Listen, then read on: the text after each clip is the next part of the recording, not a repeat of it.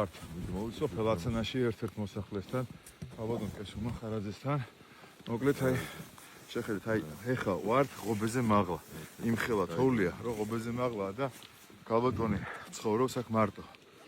მოკლედ სოფელში რომ შემოვედით ყველაფერთან ერთად რა. ანუ სიტუაციის ცინიზმი მინდა აგიხსნა. დაგვხვდა ერთი ადამიანი. არ ვიცი, ვინ იყო და დიდათ არც მაინტერესებს, რომელმაც გვითხრა, რომ რა გინდა თუ აქ ყველაფერი მოგვარებულია, ყველასთან ნამყოფიაო. სამაშველოა და ყველაფერი კარგად არისო რა. თქვენ რა საჭირო ხარ თუ აქ.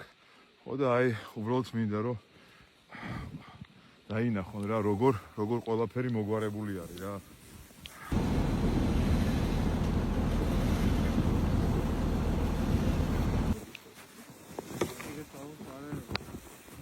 ვედით 7 დღიანი ტყვეობის შემდეგ და იზოლაციის შემდეგ ან მობძანდით მე მგონი ახლა აწი აღარ მოვხდები